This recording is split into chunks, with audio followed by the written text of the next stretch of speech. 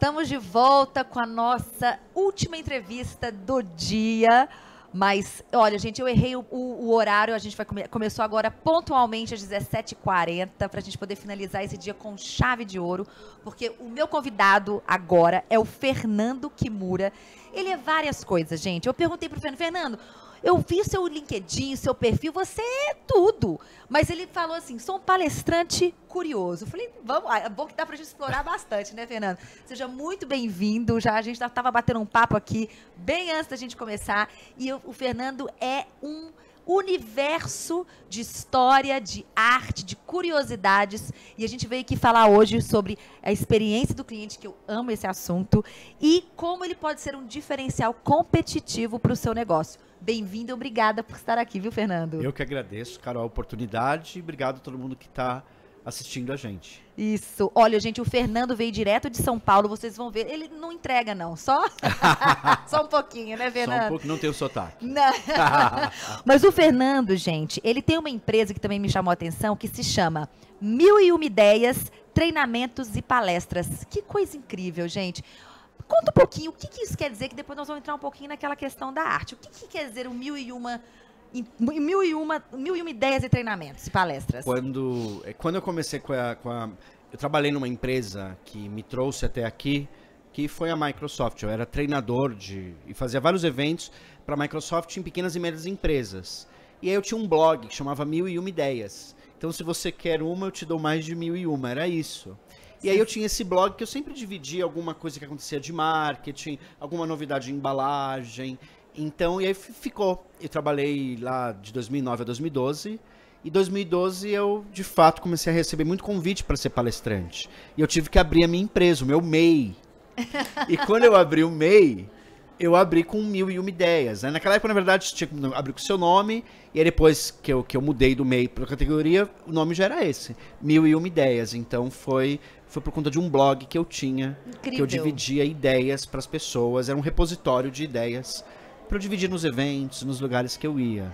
E hoje, então, você está à frente do 1001 Ideias, levando esse conteúdo específico que você fala hoje, que nós vamos trazer aqui também, para empresas, dando palestras, ideias. É isso que você hoje está atuando no presente, vamos dizer assim. Sim. Hoje eu mantenho só o Fernando Kimura, porque eu vi que eram dois canais, né? Tá. Mas o 1001 Ideias me trouxe até aqui, então eu divulgo um pouco. Eu não sou muito de falar na rede social, então eu mostro o vídeo e deixo você navegar e viajar e ter a experiência de como entrar num lugar que eu entrei. Eu não vou ficar falando para você ter essa experiência. Então eu vou gravando, já fui em Inhotim, já fui no CCBB aqui de BH, no CCBB do Rio.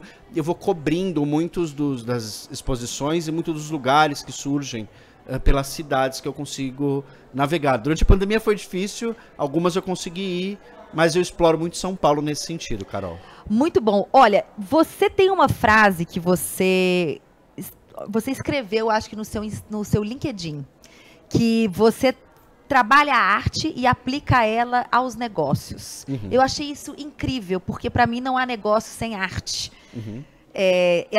Para algumas pessoas, talvez ela esteja nas entrelinhas ou ela não seja tão óbvia. Mas eu falo, vender é uma arte, se comunicar é uma arte, uma embalagem é uma arte. Então, explica isso pra gente, na aplicabilidade dessa fala sua. Como que isso é na prática? Eu comecei a observar como a arte está nas coisas mais simples. Né? Na palestra eu costumo dizer que a arte tem conteúdo, forma, perspectiva e tom. E aí, já explicando, né? O que é conteúdo? Vamos supor que seja música. Na hora que eu dou forma, perspectiva e tom, o David Bowie fez de um jeito, os Beatles fez de outro. A Fafá de Belém fez de outro. Sim. A Joelma faz de outro. Assim como se você vende pizza é o conteúdo. Na hora que você dá perspectiva, né, perspectiva, tom, na hora que você começa a aplicar isso, você vai ser visto diferente. Uhum. Sua pizza é quadrada, você tem um sabor que o outro não tem, a embalagem é diferente, tá na sua linguagem. Então eu percebo que os pequenos negócios, eles podem se encharcar de linguagem para de fato serem vistos diferentes. É o que a gente vê nas grandes marcas. Elas são muito boas linguagens. Elas exploram a linguagem muito bem, o que a pequena e média empresa tem de oportunidade para fazer, na minha opinião. Então, vamos lá. Isso aí é um grande potencial de, né, desse diferencial como competitivo no mercado. Como que uma pequena e média empresa, na sua opinião, consegue trazer esse diferencial através dessa sua teoria, vamos dizer assim? Vamos lá. Acho que tem várias maneiras, né? Se você tem um espaço físico, você pode trazer através da arquitetura. Não precisa ser caro, mas qual é a arquitetura? Qual é a linguagem? Como é a luz? Qual é o tema do seu lugar? Né? Se você você atende somente pelo telefone, tá? Qual é a linguagem que você usa? Qual é o tom de voz? Qual é o e-mail? Como é o e-mail? Como funciona o e-mail? Então, muitas vezes eu acho interessante a empresa Enjoei. Quando eu vendo alguma coisa no Enjoei, eles mandam um e-mail assim: bala tu cuerpo, alegria é vendas. Tipo, eles brincaram com Macarena para me mandar um e-mail de que eu vendi um produto. Então é leve, é poético. Sim. Então tem um pouco de trazer, Carol, para o negócio, um pouco de poesia, um pouco de beleza, um pouco de sutileza. Não é fácil. Porque o pequeno empreendedor, esse não é o universo dele. Não é? Ele tem um desafio grande ali todo dia. Mas o meu desafio é esse. Tentar fazer você olhar, talvez, para uma perspectiva que você não viu. Né? Isso tem muito a ver com a questão da criatividade. Mas a criatividade, ela precisa de tempo, né? Ela precisa de atenção. E o que você falou, o pequeno e médio empreendedor, ele às vezes não tem tempo para ser criativo. Ele consegue, mas às vezes numa forma mais ampla. Nos pequenos detalhes, às vezes, eles ficam mais perdidos. Mas a criatividade, ela pode ser aplicada. Como você está falando, assim, eu senti muito nessa questão sensorial. Sim. Pode ser numa música que você coloca no ambiente que você vende o seu pão de queijo, por exemplo. Sim. O seu café. Um cheiro, talvez, o perfume que você utiliza. Os pequenos detalhes, isso também pode ser aplicado como um diferencial? Sim. Independentemente do tamanho do negócio? Total. Tem até tem um tipo de negócio em São Paulo, não vou lembrar agora, é uma cafeteria e ela é construída dentro de um espaço de 7 metros quadrados. E é tudo touch, você pede, só tem uma atendente, tem um lugar... E é lindo, é minimalista, é único, chama The Coffee. É lindo. Até o nome já é maravilhoso. The Coffee. E aí tem o menu do lado de fora, tem uma maquinazinha touch, eu peço, pago, tem uma atendente, porque o espaço é pequeno. Eles são um pequeno negócio, claro que é uma franquia, né? Mas aquilo surgiu de uma pequena ideia. Então acho que a gente pode sempre aprimorar a linguagem. Acho que o desafio da gente como pessoa é se aprimorar. E aí a pequena empresa, muitas vezes que não tem essa possibilidade, eu acho que vale buscar também uma pequena agência, para você, através disso, ver o que você pode melhorar dentro do seu negócio, né? O formato do seu brownie, talvez... Tem um negócio lá em São Paulo, olha só, Maria Tapioca, eu já fazendo a propaganda. Procurem aí, Maria Tapioca. É um pequeno negócio, fica perto da saída do metrô, na frente de uma faculdade. E as paredes são verdes, tem uns pratos com uns desenhos... todas as luminárias têm coisas florais. E o dono me contou que é a história da mãe dele, que mora longe. Então pronto. As estampas são do vestido da mãe. A mãe dele é devota de tal santa, então tem a santa dentro do lugar. Então a Maria Tapioca é a mãe dele. Incrível. Então tudo isso está na linguagem do negócio e é um pequeno negócio, né? E você tem um storytelling por trás, verdadeiro, autêntico e que ainda se conecta com as pessoas comuns, né? Com o seu consumidor, né? Com quem está ali adquirindo e consumindo tudo. Não só o seu produto, mas o seu ambiente, a sua história. Exato. Tem um dado importante que eu vou trazer aqui, até mesmo para validar tudo que a gente está falando aqui, tá, Fernando? Para falar assim, olha, como é importante, sim, a gente ter esse diferencial, ter essa experiência proporcionada ao consumidor, porque 86%, 86%, é muita coisa, dos consumidores estão dispostos a pagar mais por uma experiência melhor. Sim. É muita diferença. Você não está falando de 30%, 40%, assim, você está falando de 86%.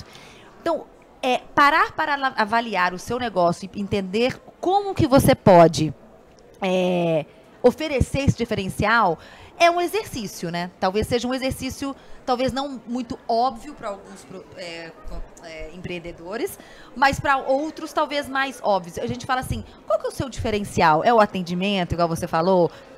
Tá no storytelling, tá na exposição das coisas. E é isso que você quer dizer quando você fala que a arte está aplicada ao seu negócio. É um pouco disso, porque você foi buscar, né? No caso, eu sou um viciado em museus. Eu troquei o shopping pelo museu na pandemia. Fez muito Isso foi bem. uma troca da minha vida. E eu comecei a encontrar nas exposições respostas. Então, quando eu começo a ver alguém que vai me mandar um produto que eu comprei pela internet, e a pessoa manda com uma cartinha, com a foto da pessoa, que ela separou, se tiver algum, olha, separei com carinho, se não servir, entre em contato comigo. E aí tem toda essa linguagem, esse atendimento, esse cuidado. E pode ser simples, mas desde o primeiro momento isso muda a minha percepção. Eu estou influenciando a percepção da pessoa. Assim como uma exposição. Tem algumas que vão me deixar triste, outra vai me deixar feliz, outra vai me deixar talvez perplexo. Uma eu vou ver algo sublime, outra eu vou ver... Então, eu sinto coisas numa exposição, assim quando eu sinto coisas quando eu compro na internet. Quando eu vou num bar, quando eu vou num restaurante. Ou quando eu contrato alguém para instalar uma torneira na minha casa, ou um plano funerário se eu precisar comprar. Então, independente do que for, é a gente entender e saber lidar com aquele momento, né? Só fechando, eu conheci um senhor, dono de uma funerária chamada Canaã, no Amazonas. E ele me levou para conhecer a empresa dele. E ele tinha um plano que você podia comprar, um plano funerário para a família, e tinha uma placa enorme. Plano familiar inclui até a sogra. Aí eu falei, gente... E aí toda a linguagem, todo o negócio, aceita cartão de crédito. Ele tinha uma sala master de velório, que tinha uma suíte uma suíte para as pessoas dormirem, um banheiro. E eu olhei do ponto de vista de marketing, ele tinha um rapaz que sabia fazer a maquiagem póstuma. Então eu achei aquilo muito delicado, muito interessante desse ponto de vista. E é um pequeno negócio, então ele olha nos detalhes. Então a arte tem isso, né? A gente olhar os detalhes do quadro, da música. Não, e pensa que ele está vendendo algo que ninguém quer. Exato. Imagina o desafio. Num momento bem complexo. Né? Então... porque assim, é uma coisa que as pessoas... Hoje, isso já mudou muito, mas eu fico pensando naqueles primeiros planos funerários que começaram lá 20 anos atrás. Exato. As pessoas não estavam abertas a escutarem. É um produto que você fala assim, eu não preciso disso. É mórbido, né? Mórbido, e as pessoas achavam que era quase que uma ofensa oferecer isso, né? Como assim, você está querendo me matar? Exato. Então, é um produto difícil, né? Hoje em dia as pessoas têm mais consciência, mas parabéns para ele. Ele criou a experiência. Agora, você falou de uma coisa importante. Você deu vários exemplos de compra, desse envolvimento com o produto, com o local. Agora, você falou da internet. Você deu o exemplo do Enjoei, que eu achei bem legal. Agora, internet, você acha que isso dificulta vamos dizer assim, transferir essa experiência e as sensações mais do que o plano físico, vamos dizer assim? Acho que aqueles são diferentes, né? Acho que talvez na internet a gente tem algumas limitações. Que não tem cheiro, né? No real, né? No real... É tudo diferente. Mas eu acho que tem o desafio das empresas, aí você vê as grandes têm esse desafio também, as médias, ainda as pequenas sofrem mais ainda, de manter uma identidade, de definir a identidade que ela quer ter e conseguir ser fiel àquela identidade para ela conseguir, com o tempo, ser percebida somente pelaquela cor ou somente por aquela grafia. Então eu preciso, de fato, ter um trabalho muito forte de identidade na internet para conseguir fazer com que as pessoas percebam. Então, eu quero ser... E aí tem os tons de voz, né, Carol? Sim, os arquétipos, né, que a gente pode utilizar. Que tom de voz você vai usar? Então, você é mais descontraído, então você tem que estar sempre descontraído. Mas na hora que o cliente tem um problema, não dá para ele ser descontraído também. E aí, como é que você lida com isso? Então, é um desafio grande para as empresas. A internet é um espaço, a gente vê várias marcas aí que são queridas na internet porque elas sabem brincar com o consumidor, têm bom humor, são rápidas. Então, acho que tem espaço. A gente conversa com a Magalu, ou a gente conversa com o banco, ou a gente conversa... Então, existem maneiras. E aí, quando você é um pequeno negócio, e você pode falar com a cliente, você pode mandar um vídeo, mostra a roupa como ficou... Eu acho que existe uma possibilidade de você aproximar aqui. É um outro trabalho, acho que é um outro desafio a internet, né, Carol? Eu acho que até pelo próprio WhatsApp a gente repara nisso. Às vezes, pequenas coisas, pequenos negócios, eu vejo que quando tem um cuidado para com o cliente, você sente desde o atendimento do WhatsApp até... E eu tô falando disso por experiência própria. Tem uma pizzaria que a gente gosta de pedir muito no interior, onde, né, a família do meu marido tem sítio. Imagina, é uma cidade pequena. E tem uma pizzaria artesanal. Eles são impecáveis, desde a hora que eles mandam a mensagem para você pelo WhatsApp, a entrega. E aí é que eu falo, isso é um pequeno empreendedor, no meio de uma pequena cidade, né, aos arredores aqui de Belo Horizonte, mas que serve uma pizza. Você fala assim, poxa, mas pizza deve ser o produto mais vendido do mundo. No Brasil, então, nem se fala. Acho que em Minas Gerais é mais do que pão de queijo, mas... mas eles têm uma experiência de início ao fim. Desde da forma, do tom que eles utilizam no WhatsApp com você, a entrega do visual, da caixa, do recadinho que eles dão para você, ao barbante rústico, enfim. São detalhes que eu acho que fazem toda a diferença. Fora que a pizza é sensacional. Mas ela se torna ainda mais gostosa porque você viveu essa experiência de início ao fim. Se torna especial, né? Se torna mais do que uma pizza. É como a gente sempre... O melhor do presente é abrir a caixa, né? É abrir a caixa. O Natal é isso, né? A parte mais interessante é o abrir a caixa. É ver a árvore de Natal cheia de cores e fitas, né? E você fala, abre, esse é o momento. Então, acho que como você faz isso para o seu cliente? Seja, às vezes você conseguiu atender antes, entregar antes, ele vai receber antes, ele vai ficar mais feliz. São coisas simples. Você pode mandar um brinde para ele, mande um brinde. São detalhes, né, Carol? Que mudam a percepção. E aí, de novo, né? Eu gosto dessa palavra, percepção. Como a gente influencia a percepção das pessoas. Né? Isso é importante. Agora, com a pandemia... A gente sabe que as economias, né, mundiais, né, mudaram muito no Brasil, óbvio. E que a renda das pessoas se reduziu muito. Então, o poder de compra não é mais o mesmo e está hoje nas mãos de menos pessoas ainda, né? Isso torna, faz com que o número de consumidores disponíveis seja menor. Portanto, as marcas que estão no mercado se tornam ainda mais, né, a competição aumenta. É um processo.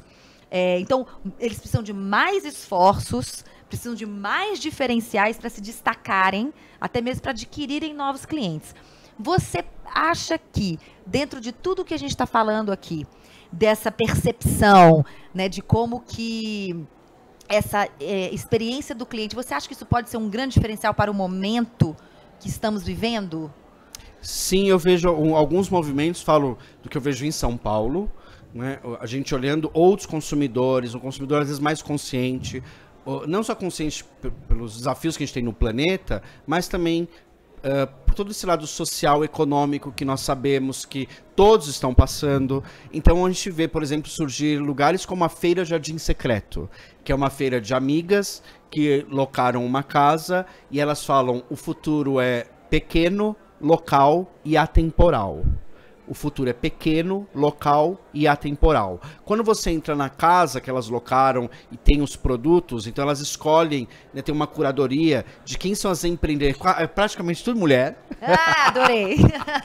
E cada uma tem um pedaço da loja. Então tem a Jéssica, por exemplo, que ela vende joias de resina. Só que as joias dela são todas baseadas em obras do Tarsila do Amaral. Então tem o brinco solitário da Negra, tem o brinco do Sol Poente, enfim, tem a outra moça que vende sais de banhos, todos feitos, todos veganos. E aí tem a pessoa que vende arte, tem a pessoa que vende crochê. E aí a gente vê um outro movimento, de um outro tipo, ou uma cerâmica, de um outro tipo de produto surgindo que me tira de dentro do shopping. E eu quero te dar um presente, então eu vou te dar uma xícara de cerâmica para você tomar seu cappuccino. É uma coisa muito pessoal, ótimo. E eu vejo esse movimento acontecendo em São Paulo. Assim como a gente vê as lojas colaborativas, por exemplo. Sim. Ou, como eu te comentei, ou a gente vê os brechós estão bombando em São Paulo. Então, acho que vale. Você tem uma loja que vende roupas femininas. Tem os lançamentos, mas por que também não ter uma parte que são roupas, talvez, que você refez, que você customizou? Você pode aceitar uma roupa que esteja em perfeitas condições como devolução, porque a mulher não fica usando várias vezes o mesmo vestido. Não. Apesar que a Kate usa, né? Várias vezes o mesmo vestido. Eu acho isso é chique. É chique, porque ela muda o acessório. Sim. Então, essas mulheres dão um show nesse sentido. Ela torna aquela roupa sustentável. Exato. E essa questão da economia circular que você está falando, isso faz muito sentido. E você também promover os produtos locais e as empreendedoras, nesse caso, as empreendedoras locais. O que a gente impulsiona, optando por comprar na mão dessas mulheres, pequenas, médias empreendedoras, ao contrário de comprar em shopping, a gente não está falando também que estamos bombardeando o shopping, não, só para deixar claro. mas é fazer talvez um equilíbrio entre esse consumo, que é um consumo mais consciente, né, Fernando? Exato. E que o mundo precisa disso. Sim. Principalmente depois dessa pandemia, onde a padaria da esquina sofreu absurdamente. Talvez a padaria nem tanto por ser comida, né, um bem necessário, mas o comércio de roupa, por exemplo. Sim, o vestuário sofreu. Vestuário, você tinha lá uma loja pequena de roupas. A pessoa não ia conseguir vender no meio da pandemia se ela não tivesse um e-commerce. E nem todo mundo tem a condição de tirar um e-commerce da gaveta rapidamente. Né? Eu acho que também vale, eu vejo esse outro movimento. O salão de beleza que divide o espaço com a loja de roupa. E que tem, talvez, ali perto a pessoa que também tem uma cafeteria e serve o bolo. Então, isso está acontecendo em São Paulo, esse movimento. Então, a gente está se ajudando. Eu acho que isso veio para ficar. Isso reduz o custo do pequeno, isso ajuda e isso amplia. E eu vejo isso com muito bons olhos em São Paulo e eu acredito que aqui em BH, em muitos lugares do Brasil, isso deva estar acontecendo. Sim, esses comércios coletivos, a gente já tinha visto aí uma tendência em Belo Horizonte. Mas eu acho que São Paulo tem essa pegada, até mesmo por ser um nicho maior, né? Uhum. Mas eu sou muito... Eu sou muito fã desse tipo de economia, né? Desse tipo, vamos dizer, a economia 4.0, que é uma economia mais humanizada, uma economia mais consciente, não só para o lado do consumo, mas do empreendedor também. Exato. Né? De ter negócios menores, mas tão eficientes quanto se fosse gigante. Nem precisa ser gigante para ser eficiente e ter resultados. Exato. É pensar naquele lean, né? A gente fala, tem essas nomenclaturas que vêm lá do mundo do Vale do Silício, né? Das startups, o lean, que é o fino, né? Que é o lean mesmo, que é o fino, é o básico para você conseguir fazer o que você precisa para vender. E hoje a gente tem ferramentas de vendas que a gente pode transferir essa experiência toda do físico para o digital, como você mesmo falou, né?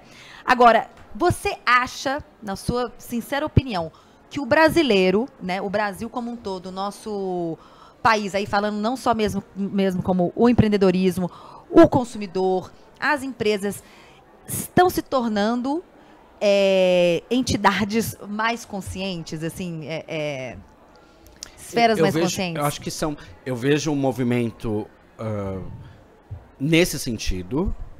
Ao mesmo tempo, né, então eu vejo um movimento, esse é o universo que eu permeio em São Paulo. Então, esses lugares alternativos, o Copan, o pequeno restaurante, enfim, existe isso, mas acho que vai muito de cada um. Assim como a gente também vê, né, os exageros, então o ser humano ele é complexo. Complexo. Né, porque esse é um momento onde quem também quer se destacar pelo dinheiro vai fazer. Mas a gente não pode se resumir, é triste, né? Se resumir no dinheiro de novo... A pandemia, no começo a gente falou que era uma chance de a gente mudar. Sim. Mas o mudar é consumir, ou o mudar é ter mais do que o outro. Então, acho que existe grande parte das pessoas, acredito que sejam, sim, conscientes.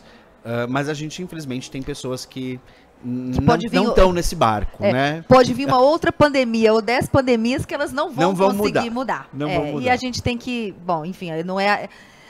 às vezes é uma vida diferente. É uma também, vida né? diferente. É Agora, julgar. você falou de consumo. A gente sempre vai ser consumidor. A gente sempre vai consumir, né? A gente já nasce com assinaturas agora, né? A criança nasce, já tem que ter assinatura. Já. Só que essa coisa que o mercado está falando muito, que é o consumidor consciente. Uhum. E isso vem mudando muito com as gerações, né, que vem entrando. Eu não sei se você é da mesma geração que eu, mas a minha geração nunca foi uma geração de consumo consciente. Não, minha também não. Eu fui criada com revistas dos anos 90, que você tinha que comprar, e era comprar, e não tinha uma reflexão, mas por quê? Era marca, né, tinha que ter marcas. Você acha que esse consumidor que hoje vem com essas novas gerações do valor, dessa percepção do valor, você acredita que isso realmente, vamos dizer, nessas novas gerações acontece e isso vai, talvez, melhorar? Eu acredito que isso tenha... A gente tem jovens com esse pensamento, assim como a gente tem jovens que só consomem luxo. Eu acho que o luxo nunca vendeu tanto para pessoas mais pobres. esse é o momento que mais o luxo vende. O que a gente não para de ver no YouTube é unboxing de bolsas de luxo, por exemplo. Então é uma dicotomia, não é? Por quê? Porque a gente é extremamente influenciável. Né? Então, aí vale a gente pensar, né? Eu penso, às vezes você gastou 50 mil numa bolsa, legal, é um gosto seu, pessoal. Mas talvez você pudesse comprar uma obra de arte, sabia? Uma obra de arte do Flávio Cerqueira custa 50 mil. Que talvez você comprou com 20 anos. Quando você tiver 40, a obra pode valer o triplo do preço. E a bolsa talvez também até vale. Sim. Existem bolsas que valem, né? Que também tem um mercado de bolsa. Então é um pouco complexo. O luxo também soube se adaptar a essa nova realidade. Tem pessoas comprando essas bolsas de luxo justamente para investir nesse mercado depois de aluguel ou revenda. É porque o luxo também mudou um pouco o significado dele. Então, nem sempre eu acho que vamos ter. O mundo vai ser assim, né? Vai ter as pessoas que podem consumir aquele produto e vão ter as outras mais conscientes. Mas vejam, mesmo as marcas de luxo, elas trabalham um certo tipo de consciência, até porque elas não querem mais ter um produto feito para todos ou em larga escala, elas querem ter cada vez mais caro e menos disponível, para que de fato elas agridam menos o meio ambiente. Então acho que no final a gente vai conseguir chegar numa equação um pouco melhor, né? E é muito, igual você falou que é uma dicotomia, são opostos, né, contradições muito grandes. Aqui no Brasil, outro dia eu vi uma reportagem falando que o mercado de compra de aviação de luxo chegou no pico. Sim. E você pensa, poxa, a gente passou por uma pandemia, para você ver que a gente tem nichos para tudo. Os imóveis de luxo, né, subiram. Isso, subiram. Então, assim, é importante só a gente trazer... Pode falar. Não, o pequeno pode olhar esse movimento. Sim. Porque aí você vai precisar entender, né? Tem um querido amigo que fala, se você quer vender para pessoas desse segmento, você tem que saber a linguagem desse segmento. Claro. E pode ser uma oportunidade para você que é pequena empresa também. Você que trabalha com instalação de gesso, com reforma de imóvel, isso também pode ser um mercado para um pequeno empreendedor atender o mercado de luxo. É claro, né? E você também saber comunicar com aquele seu público e saber promover essa experiência. Exato. Independentemente do que você oferece no mercado, seja, né, uma mão de obra extremamente qualificada, que hoje em dia está em falta. Exato. Né? Quem fez reforma na pandemia sentiu isso na pele. Mão de obra qualificada, assim, de acabamento. Instalação de ar-condicionado. Isso. Você dá vontade até de aprender e falar assim, agora eu também vou, porque estava escasso. Sim. Né? Reformas, marcenaria, estava tudo escasso. Então, eu acho que são oportunidades que surgiram no mercado para que essas pessoas entendam que há nichos de potencial de ganho, com pessoas, né, clientes ali, consumidores sedentas por aquele serviço, e a gente entender que isso é uma oportunidade que pode ser explorada. Sim. E dentro desse nicho para ser explorado, aplicar tudo isso que você trouxe em relação a como eu posso levar o que eu sei para o meu público e de forma diferenciada. Exato. Né? Sim, qual a linguagem eu vou usar, né? Que maneira eu vou chegar perto dele, como eu vou desenvolver. Aí, porque às vezes um salão de cabeleireiro cobra mais caro, porque ela começa a entender a linguagem daquele público que ela vende. Você pode mudar, você pode ter outros públicos, né? Agora, Fernando, vamos para a prática, porque a teoria é muito legal, mas a prática. Como que esse empreendedor ou essa empreendedora, então, pode fazer esse caminho de identificar o seu potencial, identificando o seu cliente, o seu consumidor e levando esse diferencial? Porque a gente precisa levar essa aplicabilidade para o empreendedora comum, que são os pequenos e médios, né, aqui do Brasil, que são a grande maioria, né? Eu vejo que os pequenos, eles podem, né? A partir do momento que você entende bem do seu negócio, como ele faz, como você faz da melhor maneira, como você começa, talvez, a influenciar as pessoas que estão ao seu redor. Então, a Maria Tapioca, voltando, então é um exemplo para mim vivo. Eu fui lá, fiz um vídeo, qual é o seu... Eu marquei, ele voltou a me seguir no Instagram, e aí ele começa a buscar influenciadores. Então eu vejo, você tem uma loja de roupa. Quem são os micro... Não dá pra gente contratar a Anitta, mas quem são os micro-influenciadores da sua região?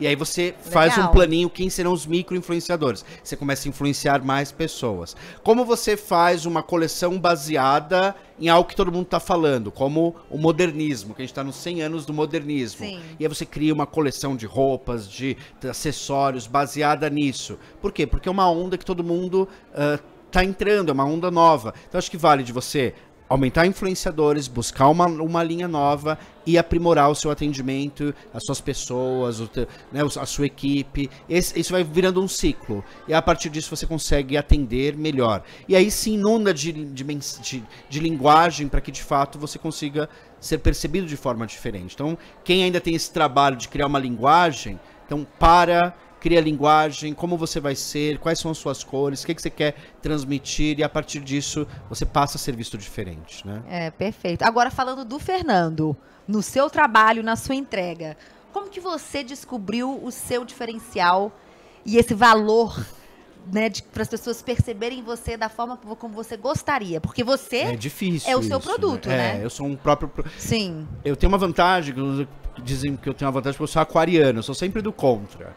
Meu então, filho, sempre... meu filho, Ele é do contra, Carol? Ele é totalmente do contra. Que dia que você é, Fernando? Eu sou dia 25 de janeiro. Ah, ele é do dia 13 de fevereiro. Então eu sou super do contra. Todo mundo tá falando de tal assunto, eu não quero falar daquele assunto. Tá todo mundo falando de... Então, e aí tá todo mundo falando, talvez, do bilionário. Isso é muito comum hoje em dia. Sim, você tá mas eu falando quero falar da arte.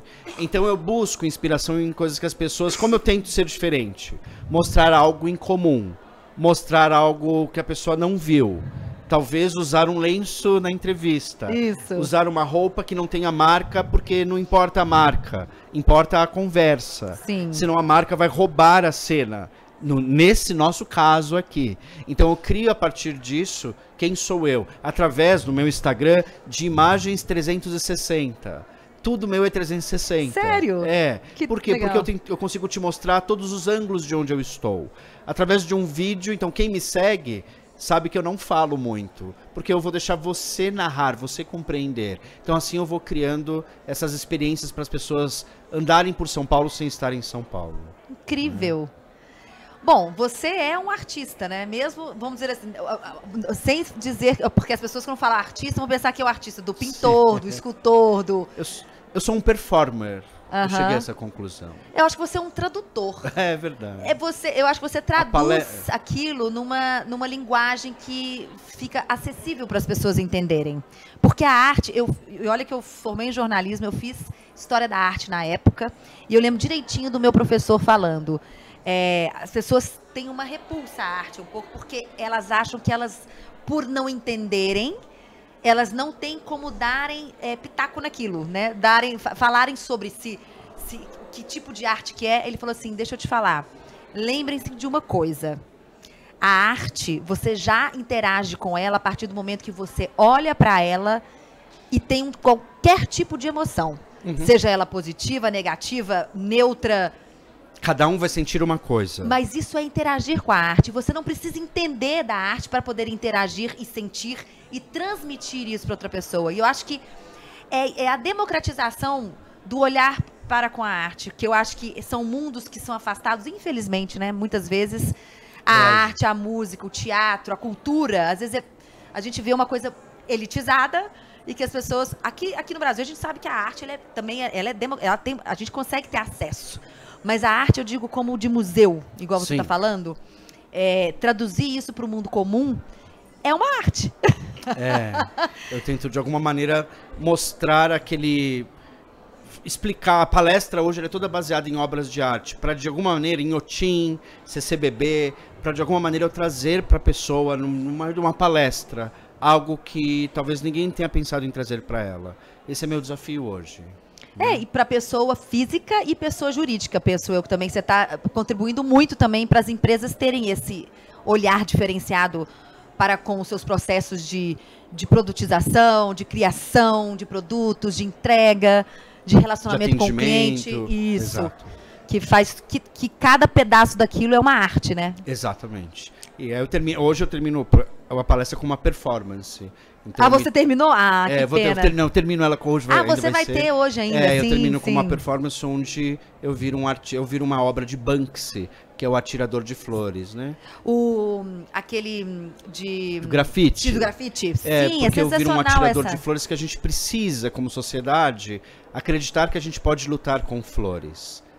A gente tem que treinar o sensível. A gente tem que vender. Eu sei que a gente tem que vender. Sim. Mas tem que treinar o sensível. Porque a gente humaniza, a gente aproxima e a arte ajuda nesse sentido. Não é fácil.